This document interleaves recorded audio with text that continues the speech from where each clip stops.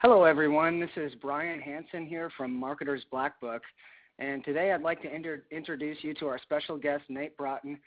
Nate is a professional internet marketing and SEO expert from San Diego, California, and he's currently a rising star on the internet marketing speaker circuit. It's my job here at Marketer's Black Book to interview the best of the best and make sure we're bringing our visitors as much value as possible, and that's why I reached out to Nate. I consider him to be an A player in the internet marketing field, and you won't hear any theory from Nate. He's actually out there in the trenches doing what he teaches, and definitely a jack of his trade. I knew Nate was the real deal the first time I saw him speak about a year ago. All the things he was teaching were spot on. I actually turned to my partner Francis and I said, "This guy really knows his stuff."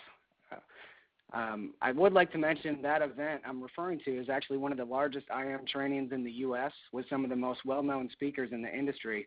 And I can tell you I learned more from Nate's presentation than I did from the entire lineup of speakers combined. I actually tracked Nate down after his presentation. We went out and had a couple cocktails, talked about the internet game, and he shared some killer tips with me on helping me out with one of the projects I was working on at the time. After we started Marketer's Black Book recently, I immediately contacted Nate. I asked if he'd mind sharing his strategies and predictions with our followers. And for those of you listening, you're in for a real treat today. So without further ado, I'd like to welcome Nate Broughton. Nate, how are you doing today? Doing good, Brian. Thanks for having me on, man. Thanks for good intro. Very flattering. Yeah, absolutely. It's a pleasure to have you on the call. Like I said, we're looking for the real deal, people out there that are actually doing this stuff and not just teaching it. So just to start off, could you start by giving people a little background about yourself, what you do, who you are, and let people get to know you a little bit better? Yeah, happy to. As you mentioned, I'm out here in San Diego now. I'm originally from Missouri. I got started online about 10 years ago doing SEO in-house for an online ticket broker. I was 18 at the time, just in college, and responded to a job ad, not really knowing that it was going to lead to internet marketing or SEO or really the whole path I've gone down since. It's all just kind of dumb luck, and caught on with a couple guys that were, kind of working in their bedroom, creating a company, and it was a great company, and I learned a lot, and I got to run the marketing for that for a few years, and that was a great springboard into doing a bunch of other businesses, making some money, doing some angel investing, and getting to the point where I am now. Today, I own pieces of a couple of companies, and I own the majority of a couple others. The two that I really focus on are Growth Partner Capital, which is kind of our investment fund internet marketing company. I've got a partner or two there, and what we originally did was we go out and invest in internet-based companies, whether that was like an internet e-commerce site or like a straight-up startup or, something more boring like a real estate venture. And we'd bring cash to the table and also our internet marketing expertise and kind of do performance-based deals to earn more equity. And it was kind of our alternative to doing consulting. And also our realization that we couldn't start 20 businesses all on our own and run everything from, front to back. It allowed us to focus on what we were best at and still kind of spread out and learn a lot and, just be in a bunch of different industries at one time, all the while applying our SEO knowledge, our paid traffic knowledge, conversion optimization, yada, yada, yada. So with Growth Partner these days, we really just spend a lot of time creating our own companies in-house. We have a link building service that, I never thought I'd end up being in that business. We've always done stuff in-house. We haven't done a lot of consulting, but kind of by just pure chance, we ended up creating a bit of a network. I struggle to call it a network actually because it's really just relationships with publishers, but being in SEO that long and knowing how to build links and having a lot of relationships with bloggers and site owners to create that content and get those links published, we can do it at a great scale. So we've had a lot of success with that company in the last year. We work with a lot of search marketing agencies, ad agencies, and some in-house SEO teams at e-commerce companies and also some like Fortune 100 type companies. Next to that, I also have suretybonds.com. It's a nationwide primarily commercial surety bond agency. So surety bonds, if you don't know what those are, they're pretty much like an insurance product.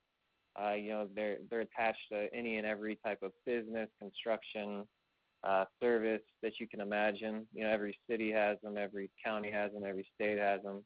I heard about them through the mortgage business, actually, which I was in as well for a long time and still a piece of the company in that business. But, you know, it was kind of an interesting situation because I realized it was a cool market to be in. I went out and I bought the, you know, exact match domain back in 2009, suretybonds.com, which figured that would be a good place to start to launch a business. And kind of our style has always been to start online, generate leads, and then see if we could create the back-end business as well, because there's a lot more money to be made on that side of things if you can do it. So I actually have that as a company with a partner who runs it back in Missouri, and we've got 18 or 20 employees. We're licensed in, I think, 47 states, and that business is doing fairly well as well. They're both pretty young businesses, but they're fun. I like them when they're in their scrappy stage, I guess, where we've got just 15 or 20 people, and I can, you know, make material effects on the business myself, getting in there, getting dirty on the marketing side, and also just on the business development with the culture, with the hiring. I like being in that side and that part of the business, and that's where I'm at with those two. Excellent. That's pretty interesting. I know that you're in a lot of different things. I have a question. What actually got you down the path of SEO? I know you said you started when you were 18 online. Was it the company that you started with that was interested in building links, or is that something you took upon yourself? How did you come to be such a professional link builder? I think I certainly received a little bit of direction in that, you know, 'cause this was like 2001, 2002. There wasn't a lot of like paid traffic solutions, even if you wanted to do that. SEO was kind of a game to play.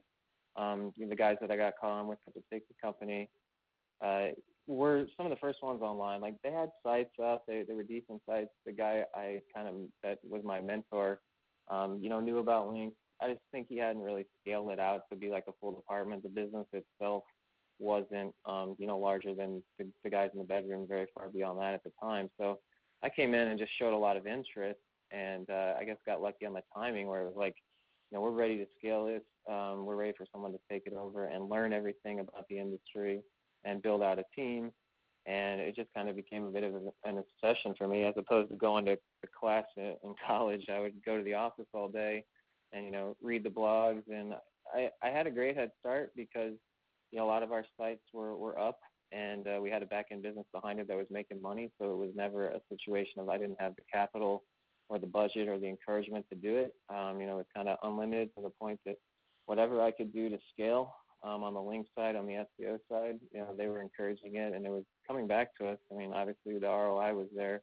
Our rankings continued to climb. You know, at one point we had the top 6 sites for Cubs tickets, which isn't always a funny thing to tell people. Wow. And so it was cool because it was really like a blank slate. It was like, all right, I'm going to bring a couple guys in to work under me. I want to create this software that I think will help me scale, you know, reaching out to sites. I created a PMS, or just like a management software internally with a couple of developers to just manage all of our link deals. You know, back then we were just paying for all of our links, and it was kind of just like a straight advertising deal with, I think we had about 5,000 different records in there where we just have to work out a deal and throw links at them and send them the code, send them the payment, and keep track of it all. So it was cool to build that out. You know, the early days of sending out email blasts and trying to personalize them. And, you know, these days it's pretty tough going if you're going to send any sort of automated email to any site owner or blogger. But 10 years ago, it's still somewhat of, you get a decent response if you automated it. But, you know, a couple of times we had emails that we sent from our campaigns. You know, I'd be in a session at PubCon or SCS, and people would be citing them as good ones that were personal, and they were actually automated ones that we were putting together. So it was a fun little game back in the day. I really liked SEO back in the day because it was a little bit more about who could do it faster, who could do more. It was still, quality was still important, but, you know, if you had decent quality and you can do quantity, you could win out. So we had a lot of our competitors in the ticket business kind of following us around and, you know, getting links on sites that we got links on 6 months ago, and just staying ahead of them as far as being able to scale, getting on a bunch of new sites every week. We used to keep track of how many links we built every single week inside the department, and have like a party pod and all this stuff. And we were building a couple of hundred unique relationships with site owners and throwing up links every week. and it's cool. Yeah. It's almost like a online video game that spits out cash. Yeah, definitely, man. I wish it was still like that sometimes. Those were the good old days. But I guess there always are, avenues to do that even in 2011 or 12. I'll probably be 10 years from now being like, I wish it was 2011 again when we did all that stuff.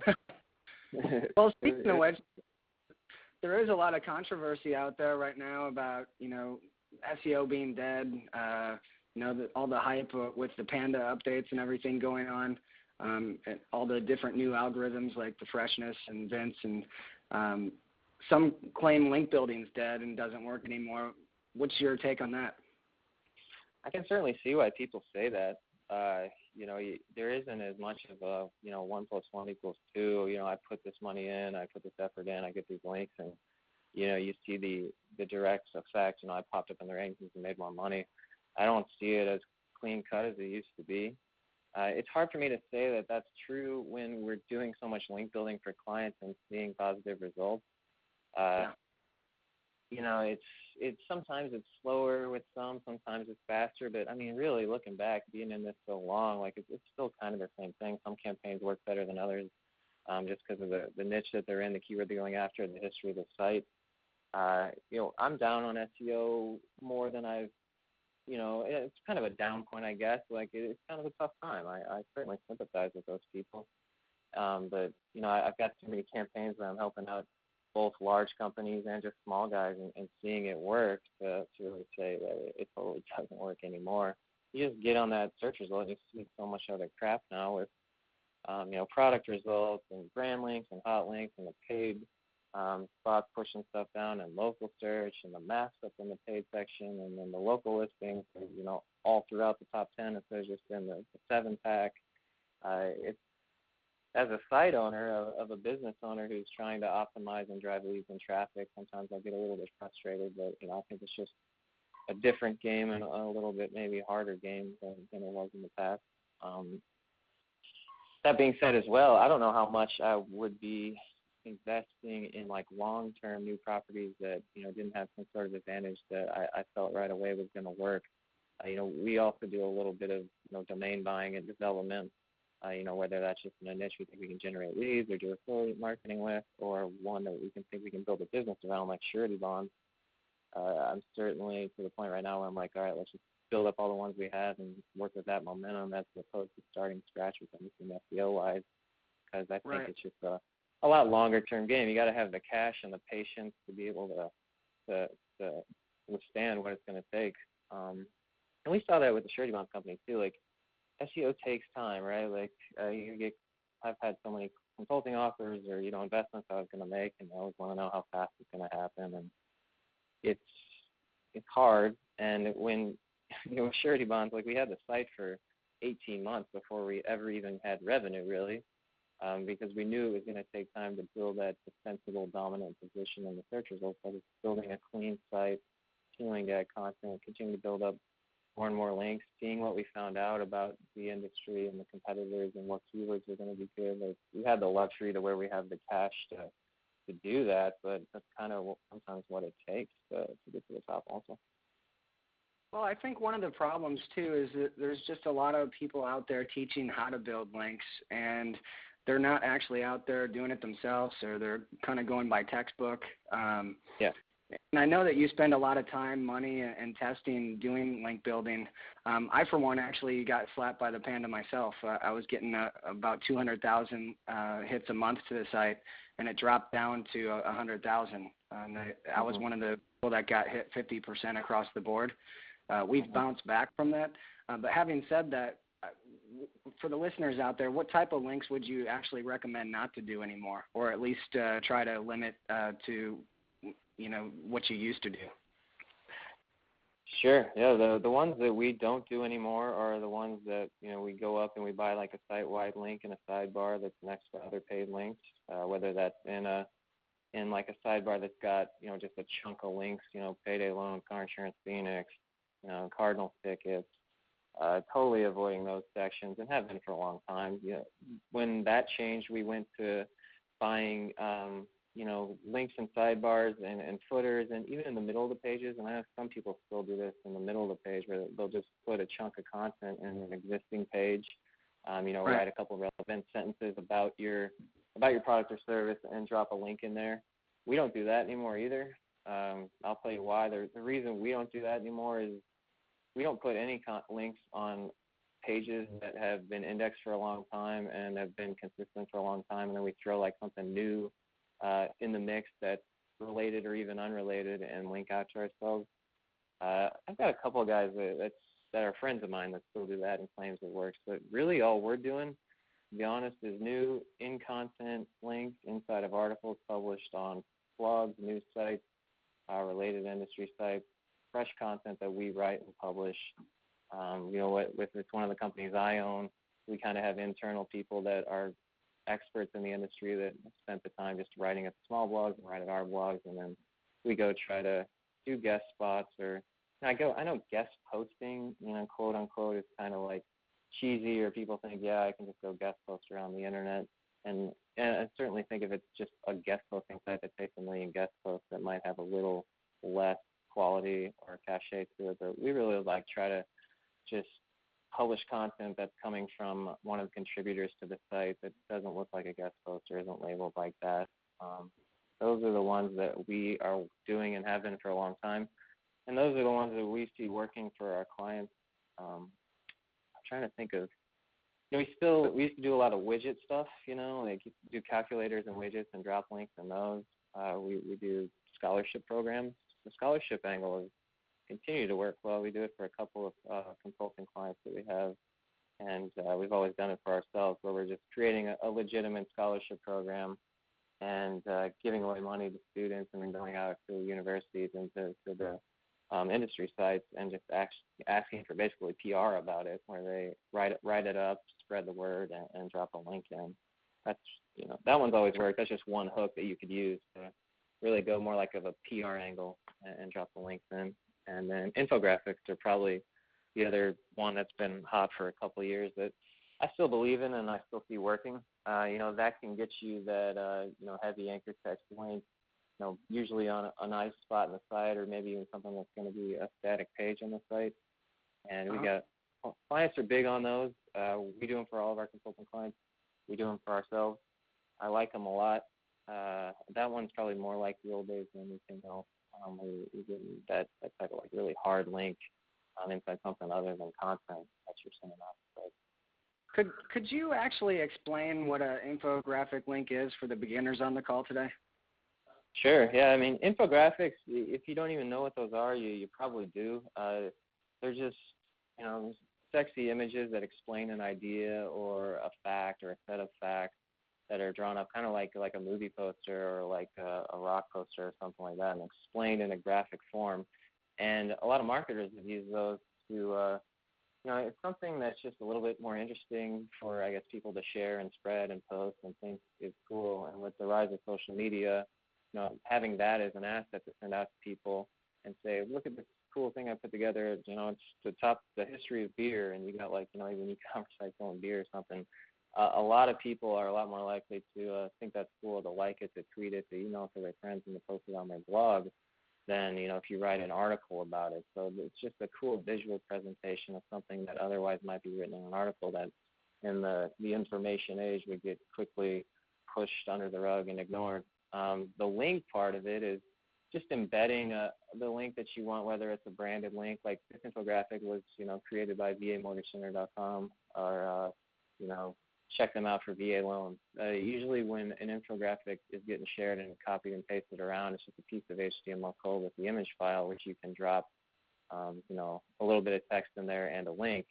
And when people post it, then they'll post it on their site and you'll get that link back.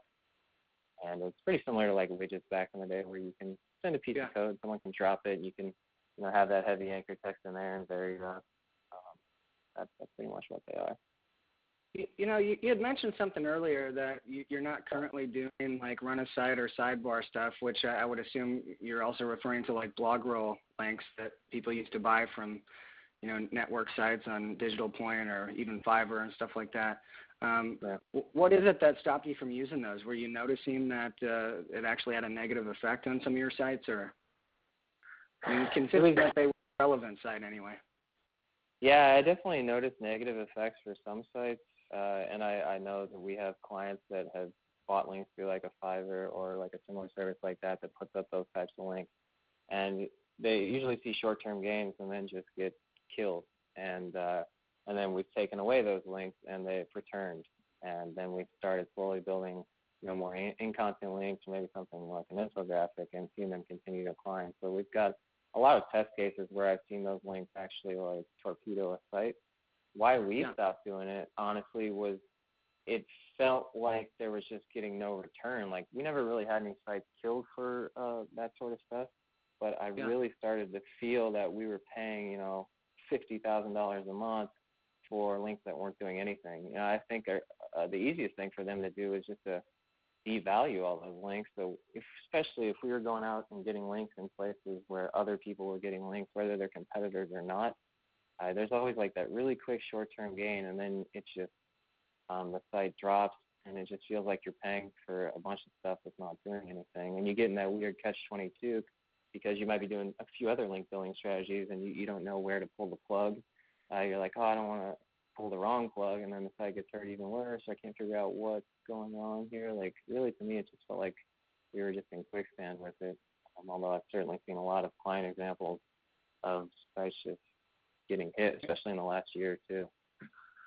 Another thing you mentioned that I actually wanted to ask you myself, probably a couple of years ago, it was a really hot thing to find somebody with a private network.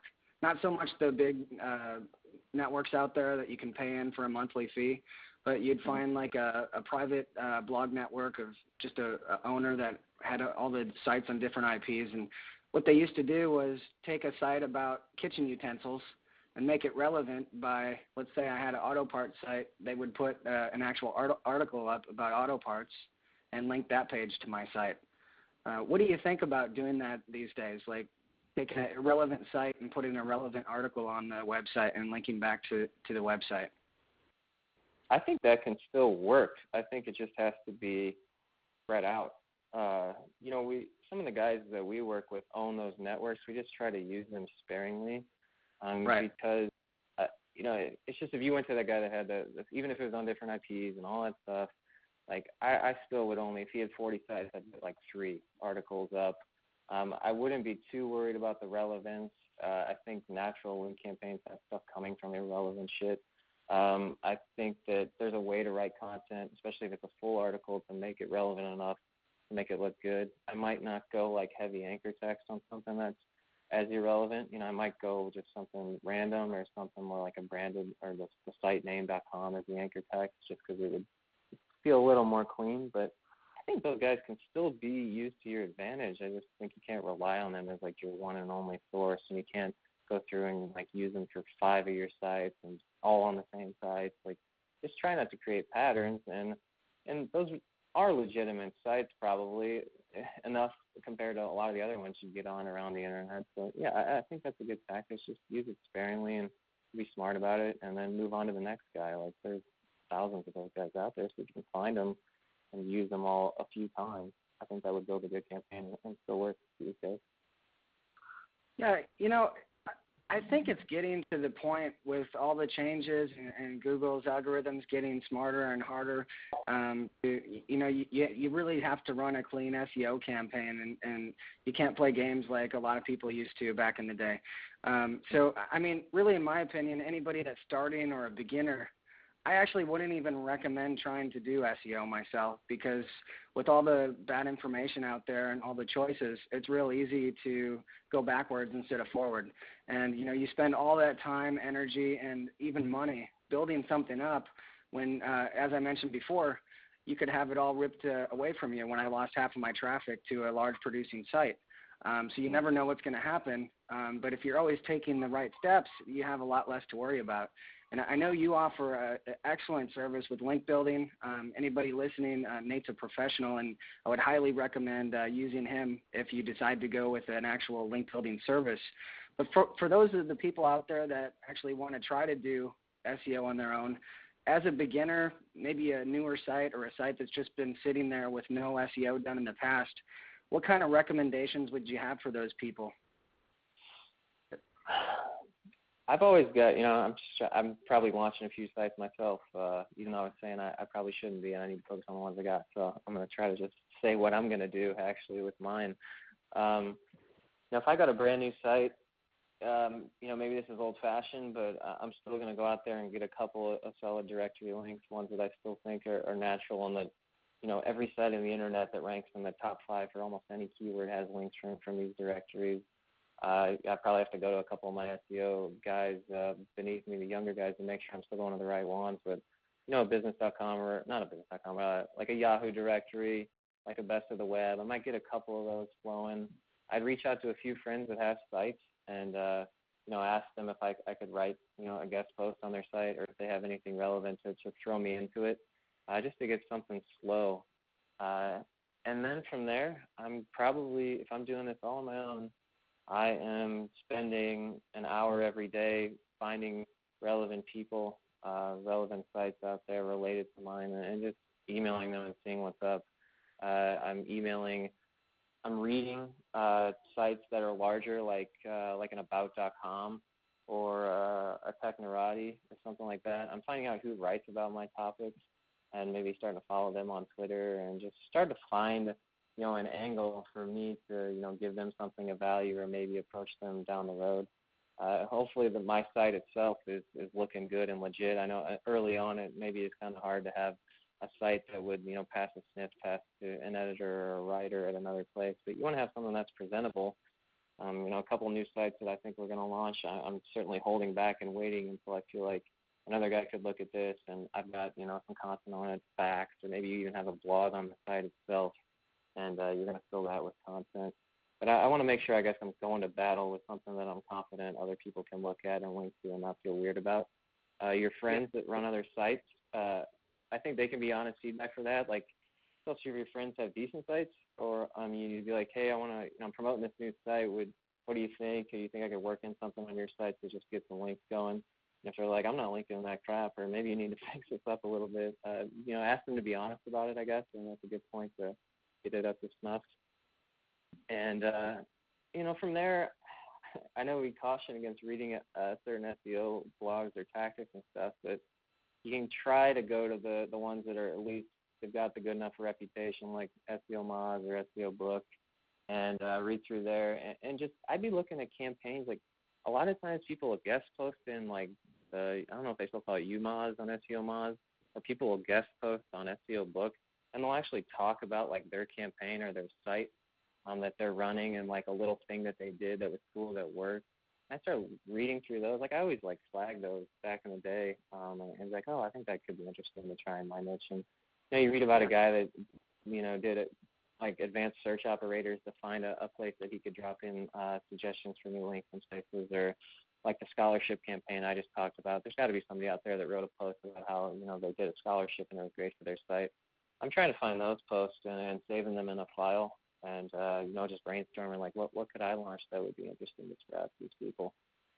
I know for beginners out there that sounds like a lot of work, and it's like almost a broken record, honestly, to be like, oh, go out, find relevant sites, send them a pitch, and get them to link to you. But in some ways, that is always going to be part of it. And really, it's about you walking around in a room with a bunch of other people and pretend that you have a website on top of your head. And that's the site, and you got to tell them who you are. You got to, look interesting, be relevant. It's really just about networking when it comes down to it. Yeah, and you need to have stuff that people want to link to. And I know that one of the big things for you is building those hard-earned relationships. Obviously, you can't give away the farm on where you go and who you get links from and things like that. But for people going out there trying to stir up relationships, how do you recommend you approach the people? I know, like, the way not to do it is to, scrape box and send out a bunch of spammy little things asking if you can guest post. But if you actually find a true site that you think is going to bring a lot of value from getting a link from it, how would you approach that person and build that relationship with them? especially if you don't have any friends in the IM industry, you're just kind of new to all this? I think it's two things. It's what I was saying earlier about having something on your site that's solid. Especially the sites like a Surety Bonds or a real company that we're going to launch, like a real estate company. We put up a site. We're going to have somebody writing on that blog that is internal and knows the business and writes on there for a couple months to get that full of content that's, whether it's stats about the industry or just opinions about stuff going on. Make sure you've got that in hand. Maybe even asking a couple of other people who write on related sites to that, of guests onto your site. So you kind of build up something on your commercial site that's like a blog and a content area that has, a couple of contributors and looks good. And then to go out and to find those guys, honestly, a lot of, especially big sites have pitch me pages where, these guys have gotten so fed up with the influx of crap in their inbox from spam bots and just people, wanting them to promote their products, that they're giving Right. a lot of really good tips on, this is what you need to do to get my attention. I've seen a lot of them in the last month or two. I was at the blog world, and some people were showing me theirs, and some of the presenters were talking about this. And I was like, man, this is like a great blueprint for anybody trying to go out and approach people for links. Usually what they're going to say is actually read my site, find a common ground. I try to do this with clients, on the sales side, on the high-end sales side, where we're trying to sell to agencies or to in-house SEO teams. I look up the guy on LinkedIn. I read his Twitter feed. I go look at his personal site. I see that he likes the Florida Panthers hockey team. That gives me something to talk about because I used to play hockey, and maybe there's a post on my site where I made a funny reference about the NHL being that they did their Surety Bonds in some way. There's so many tools out there now where you can actually research people and learn about them. But yeah, it's making yourself stand out a little bit from the crap of don't make it look like you're sending 100 of these. Learn about the person on the site. Just tips in the email, obviously very short, very chill. I don't, you're not begging them for something. You're not asking I really need this. You're just kind of being yo, I'm in this. Here's my site or whatever. I'm in this related space. If I like the Florida Panthers, what's up with this post earlier that I read, or ask me a question.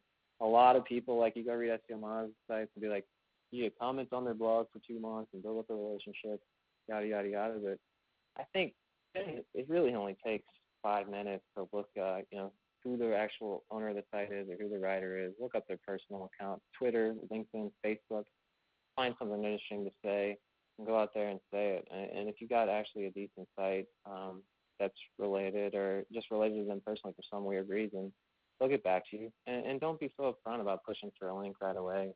If your approach or your desire is to be a guest poster or to contribute, just feel them out on that. Are you ever looking for new ideas for the stories that you write at about.com? Maybe I can pull a few together because I wrote this one 2 weeks ago. Here's a link to it, that sort of thing. Those guys, anybody that runs a blog, any journalist, they're always looking for new ideas, new story ideas, something to make it a little easier.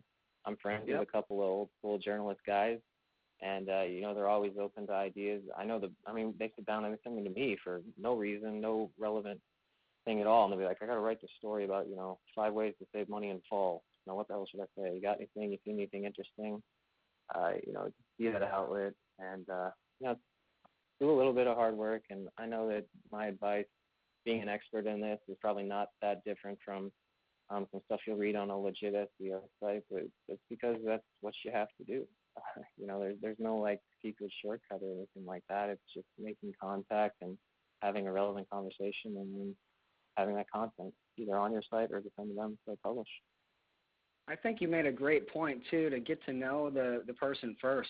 Find their Twitter or Facebook or do a little bit of research on them beforehand before you approach them. I think that's a great tip. And you're right. Some people are just out there looking for information because it's their business to give news. And eventually you're going to run out of stories to have. In fact, a good example of that is I visited a website called helpareporter.com. And they're all different type of big TVs and newspapers and magazines, all different types of reporters looking for people that they can do a story about. And I actually got published in a book called And the Clients Went Crazy by Mary Beth Kosmeski. It's on the bookshelves right now. Only by just responding and saying, hey, I'd be more than happy to give some of my information and give you some real-world experience on what I've dealt with. And I got in a book that's sold a ton of copies, and it was just free, just because I reached out and tried to help one of the reporters out there. So they are looking for people. In fact, that website's a great site to go to. They give you reporters looking for looking for people to help them out with their projects on a daily basis. I think you either get 2 or 3 emails a day. Yeah, I've had success with that as well. I used to watch it every day coming in, and then now we have someone that just looks at those emails to see if there's any ever relevant opportunity. And yep. We've gotten published in a lot of online articles. We've gotten in big newspapers because of it. And that's another one that, if you go out and search around a little bit, there's tips on how to create a good response for Help a Reporter Out, HARO. It's like, keep it short, kind of what these journalist guys, again, being friends with some of them, I know like what they want to see when it comes in, but usually it's a quick, here's who I am, here's a couple bullet points that, are related to your request. I'm available to talk more at this number and at this email, hit me up. Keep it short, keep it interesting and related. So keep an eye out for that. If you're going to use HARO, look for some of those tips on how to create good responses, because the worst thing to do is, sit there and write 700 words because you think you're going to get in there, and then the guy just skips it because it's just too long. Exactly. Well, could you tell us a little bit about rel equals author, what that is and how to leverage that? Sure. Yeah. I think the jury's still a little bit out on how big that's going to be, I guess. It's just it's an HTML tag to, basically will, what's the best way to put this? Like it puts a little tag on you as an author. So if you go out and write at 5 different sites, say you write at the New York Times, Wall Street Journal, About.com, and a couple others, it's a little tag that makes it easy for the algorithms to realize who's writing that article. I think it's coming about because it's not only important where the article is running, but actually who's writing it. If an article written about SEO, written by Danny Sullivan, who's a longtime industry expert, going to have a little bit more weight in that it's probably something that's well researched and something that people want to see a lot. So it's a way for the search engines to give more credit and weight to articles written by certain people. It's a way for those articles to be indexed quicker and more highly in search engines, regardless of where they're being published. And from a marketing perspective, it's interesting because you always went out and you tried to get on a bunch of really good sites. I want to get on PR5 sites, you're relevant. And now it's a few things. If you get yourself mentioned in an article by a prominent author in an industry, that link or that mention is going to be worth a lot more than one from a different one, maybe even on the same site, because it's going to have a higher likelihood to be shared, to be viewed, to be indexed, to be linked to, all those things. And then the other angle of it, I think, is you can create those experts for yourself. We use all the rel author tags on all of our contributors to our commercial sites. And, when they go out and write at the other sites as well, this is, Nate Broughton from suretybonds.com. He's an industry expert in surety bonds. That kind of byline. This tag's also letting, the algorithms know that this is me and here I am writing at a few of these other sites. And, it throws a little picture of me in the search results when it indexes my articles. And it's pretty cool to think that if you invest the time in writing a bunch of content and, being published not only on your site a bunch, but also on related industry sites and maybe in some news sites, that tag can follow you around and you're kind of creating a bit of a clout as an expert. So we think it's cool. It's certainly sexy to sit there and search something related to your industry. And if you have the little picture pop up with the name, a client will love that if you're doing that for a client, and you also love that too because it sticks out in the search results. They usually get indexed in Google News. They're sticking around in the search results for a lot longer. I have one service-based keyword that we compete for, where this article got written by somebody on Mashable in April, I think, and it's still indexed right on the front page, right at position 3, and it makes me wish I was the person that wrote it at Mashable about our industry, and it makes me wish I had a relationship with that journalist too, so that when she was writing an article about our industry that she would have came in and, asked me for a quote or an opinion. I've kind of wondered with the rel equals author if this could lead to any problems with scraper type sites. For instance, if you have a very new site that doesn't have a lot of authority and, somebody comes along and takes your content and puts the author tag on, I wonder if they're going to take away the credit for that article. I mean, yeah, I guess that's so new, but I'm wondering if this is going to raise a bunch of problems as well. I agree. I think there's a lot of loopholes to it. That's certainly one. God, yeah. I bet you some people are going to expose that for some profit, but I think ultimately it'll settle down, and I hope that it sticks around. I like it. I like the concept of it. I think it can be, beneficial, both on, just search result quality and also as a marketer. I like it too. I mean, I think that if I'm going to be in an industry and I'm going to be legit about it, that I think I can use that to my advantage, and it's actually going to hurt the guys that are trying to, come at me for, churn and burn type stuff. So I think it's a cool thing. I hope it sticks around. But yeah, like I was kind of saying, the jury's still out on it. It's so new, and you can pretty quickly get some ideas in your head about how to maybe mess with that a little bit. So we'll see. I know we kind of been touching on this throughout the interview today, and again, I really appreciate you taking your time with us. I think everybody's going to get a lot out of this call. But if you could just talk about some of the things that you see changing in SEO, just with your testing and your business, just some of the things that are standing out that have changed with the updates and all the different things going on in the SEO world. What are some of the changes that you see? Okay. On the one hand, I see, anchor text. I have a lot of conversations with people that are playing around with the type of anchor text that they're using for small sites and big sites. I think last year, 2010, there was a lot of talk about using branded anchor text as a certain percentage of the links that you were building, and we messed around a lot with that in, I guess, 2009, 2010 with some of our big sites, where we try to really hold back on going out there for a lot of exact match anchor text links, where you want to rank for FHA loans. That's the anchor text you're using on your links 90% of the time. I think that used to work pretty well back in the day, regardless of the types of links that you were building and regardless of changes in the types of links that worked. I mean, ultimately, it was in the sidebar, then it was, in the middle in an existing page, and now it's in an article on a new site or a new article on an existing site. The heavy anchor text always works well. That's interesting. It's interesting you mentioned that because when you think about it, it's kind of hard to get penalized for trying to rank for your own brand. And it also shows that you're really not trying to pull anything either. What do you think, having said that, what do you think about the anchor text within your site, like interlinking? Would you still say the same goes, that you don't want to do too much anchor text, or are you safe within your site? On site, I haven't really experienced anything personally or with other people where we wanted to make those changes where it was bad to use heavy anchor text. I think, you can have those pages on your site where, especially if you got like a nationwide thing and you're trying to put every single state and every single city with your keyword after it, like San Diego FHA loan, Coronado FHA loan, like those pages aren't really that useful. But just in the context of your site, if you've got a paragraph of content, you're talking about your services, you're talking about, conventional versus an FHA loan, that's probably a good anchor text to rank for.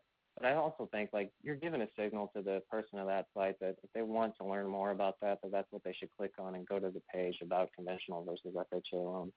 Internally, we haven't made any changes. We haven't heard much about people wanting to make those changes. I know some sites can be so huge. I got a buddy that runs a set of tech sites. The pages number in the tens of millions.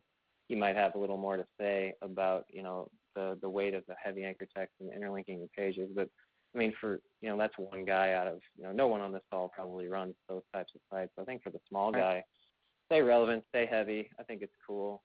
We haven't made many changes on any of our sites. The one thing I wanted to say about anchor text variants, though, it went from heavy to wanting to work in some branded. And I think a lot of people these days are using a lot of partial match on their anchor text and having success with it. We talk to a lot of different agencies, and they'll come in with like their specific, I want X% heavy, X% branded, and X% partial match. And partial match is just like it has your exact match in it, or it has a piece of your exact match in it. So if your exact match is FHA home loan, maybe a partial match of that is home loan advance, or FHA loan calculator information. It's got a bit of it in there and varying it up. I've seen campaigns where they went for 2 or 3 months and just lightened the load of heavy anchor text with a lot of partial match, and where they had taken a hit and where they immediately popped back up and even went higher than they were before. So that's an interesting thing that we're trying to test more of. A decent amount of heavy, a little bit of branded, but a lot more partial match. I think that it forces you to be natural. It's also forcing you to stay on topic a little bit, and maybe it's just kind of a wave that's going through SEO, at least the part of the world that I see. But I hear a lot of talk about that, and I've seen it work. Interesting. Is there any other changes in SEO that you're noticing? I know there's been some talk about whether exact match domains carry the weight that they used to. I went and got a bunch of different exact match domains, and shortly after, everyone's saying that they don't carry the weight that they used to. Mm-hmm. How do you feel about exact match domains? I'm not ready to abandon that or say that it's totally different than it was 2 years ago or 3 years ago. We invest in exact match domains. We just sold one actually that we built up over 18 months, and it ended up, I think we got it to like a top 5 ranking, and I felt confident that we could have pushed it to like a top 2 and built a little business around it, but we didn't really want to invest in it, but I still think it was a good play. I guess it would make sense, and maybe I've seen that dialed down a little bit, but there's so many search results, so many keywords, so many niches on the internet. You go around and look at a lot of these just little ones that are out there, just weird clients that come in or weird ideas we get, and I still see those exact match shit bringing a lot of weight to the table. I'm not ready to abandon that totally. My prediction is that I still think they're going to be a good play. Like it's, I get in a lot of arguments with domainers, but I guess I'm kind of on their side on this one where, it makes sense to invest in something like a suretybonds.com if you're going to be a nationwide surety bond company. And I still think for the affiliate guys or the guys who just want to generate leads and have a passive income, I still think they're a smart play.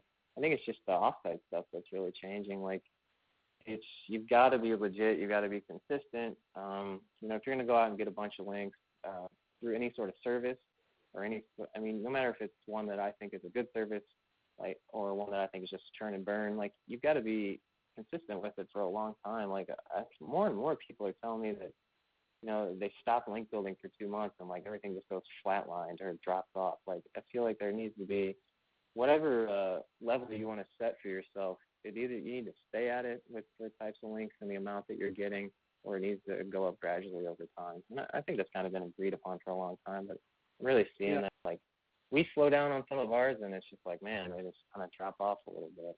We've got to be putting out content, got to be building links. Yeah, I don't think that part's ever going to change. There's probably a lot to be said about how social media is affecting SEO and how changes in just the presentation of the search results are affecting it. I guess those are kind of longer conversations, but it's hard to sit here and say that it's dead or it's going the way of the dodo in the next few years when you've got a lot of campaigns that you work on or that you're working on for clients or whatever that are doing really well. People are happy. It's still the sweetest thing in the world when you can rank number 1 for a great keyword and get all kinds of quote unquote free traffic all day long. Like, it's still pretty awesome. Speaking of social sites, it almost seems at this point that there isn't any difference whether it's a no follow or a do follow. You get these big social media sites that don't follow their links, and I feel like you're getting credit just because your company has a branded site with your website on there and that they can find you out there. Yeah, I'm totally with you on that one, man. I think there's probably some people that would maybe still want to disagree with that, but I'm with you all the way. Like, if we go out and we one of our like blogger guys internally, gets a great link on a a high site and like a PR7 site that actually people read and shit, and they're like, oh, it's a no follow. I'm like, man, it doesn't matter. That's a great link still to get.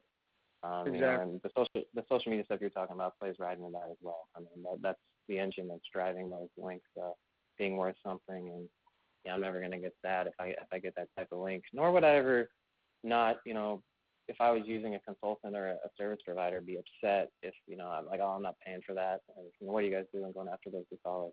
I'm with you. I think they have a lot of, if not equal weight, very near it, and I think it's pretty much equal these days. Well, like you mentioned before, there's a lot to be said about having diversity. If Sure. every single link that you get is a do follow link, it's going to be a flag. If you get a bunch of links and then you stop getting them, it looks very unnatural. You really do, Right. like you said, have to have a real consistent plan and shouldn't really jump right into things and think that it's all going to work out fine. You should map out an SEO plan ahead of time. And in my opinion, you should really have a company that's been spending years and years of their time researching and understanding and testing SEO just to do it for you. Because you can, like I said before, you can spend a lot of time and money doing this stuff just to have it all ripped out from under you if you make a mistake. Right. Yeah, I'm all for that for sure. Going to people that just have the connections to do in a day what you might take you like 3 months to do on the link side. I've really becoming like a service provider on the link side in the last year and a half, and hopefully doing it well. I think we're doing it well, and our clients are very happy and all that stuff. But I really start to sympathize with that. I talk to people and I'm like, we can just get on this right away. Whereas, if you do this internally, you might not do it very well and it might take you a really long time. And I think I'd encourage people to, even use multiple outlets. A lot of guys we work with, like I said, are an in-house team. They're doing some of this themselves. They're outsourcing part of it to India or the Philippines, and then they're also using us too, and maybe another vendor, like keeping a natural, like understanding what different vendors bring to the table, other connections you might have, like what types of links they can get you, what they're good at. Maybe some, you've got an outlet to do infographics and spread them out and get good links, and you've got an outlet to, build links a little more in volume on lower sites through content, and then you've got an outlet that does like higher quality stuff that costs a little bit more but makes sense in your whole like campaign. And then you've got guys that blow out social media a little bit too. I mean, I guess it's saying a lot for service. Having a lot of service providers, you can handle all that, but I'm all for spreading it out and using all the options you have. Like certain people will build links one way and certain will build it other. Maybe they're both good if you can balance them and evaluate them. I think that's what you need to do. Well, Nate, that was just a wealth of information. Is there anything else that you would like to give to the listeners, or anything that they should prepare for 2012, or is there any last things that you'd like to share with anyone? No, I don't think so. I think more just reiterating some of the points. Like, you're going to have to do a little bit of hard work. Don't go out into the wild until you're confident with what you have on your own site. And, look for real, legit connections that you can make, or people that have real, legit connections that can help you.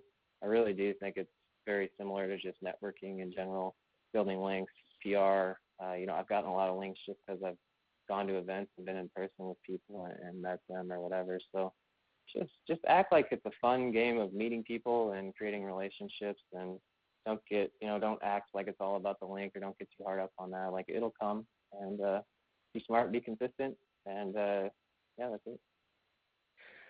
Before we end today's call, for the listeners out there that they do want to find a company out there that can do these kind of things for them, they don't want to hassle with taking the time, energy, and the money to get an education and actually learn SEO themselves, where would someone go to find more about your services and what you have to offer? For us, the best way to see what we've got is just to go to growthpartner.com, growthpartner.com, Growth Partner. That's our parent company. That's a little bit about some projects we did in the past, and a little bit about the partners. We don't put a ton about our services and what we do online, just because we want to keep it proprietary. We want to stay small enough that we're still effective and that we can choose our partners as we move forward. We like to work with people that appreciate our service, and we like their campaigns and think we can help. So the best way is to go to Growth Partner and hit me up. We've got stuff that scales for the small guy, spending a couple hundred a month, to the big guy that wants to spend $50,000 a month. We've scaled it and proven it out, and we also have services in foreign languages as well if you're building in different countries. So that's the best way, and really just to go through there and hit me up, and we'll have a conversation. That's the way we like to do it. We'll cater everything towards you and see if it's a fit. And if it is, awesome. Beyond that, I would say, go to a couple of those blogs, SEO Mods and SEO Books, to learn about SEO. There's a lot of bad information out there, but those guys usually curate it and are respected enough. So I think that's a safe place to go. Look on there for tips, tricks, links to other stuff. That'd be my advice. And one other great way I came up in this industry was just going to some of the events. That really, I didn't talk much about that, but when I started going to them when I was like 20 years old, and all the people I've met, and it kind of opened my eyes to a lot of new things. Like one day at an event can be worth 6 months in front of your laptop. So I certainly encourage you to get out there and learn and meet people, because not only will you get exposed to new ideas and new people and new friends, but you'll also get affirmation for the things that you're doing right, and get maybe turn around from doing something wrong. That's a great point. In fact, I go to a lot of events these days just to network with people. In fact, that's why we're on the call today. Nate and I met at an event that he was speaking at. It's a great door opener, and it can help build your business just from the people that you meet. I definitely want to thank you again, Nate, for all the time you spent with us. Probably a little bit more than you planned for. I gained a lot out of today's call, as I'm sure all the listeners have. And I look forward to seeing you at some upcoming events and masterminds. Thanks again, Nate. You have a wonderful day, and we definitely appreciate you taking time with us today. Hey, no problem. It was fun, man. I hope there was enough in there for everybody, and just definitely hit me up, you and everybody on the call and listening in included. Happy to talk to you guys. Happy to help out. All right. You have a great weekend, Nate. Thank you very much. All right, you too. See you.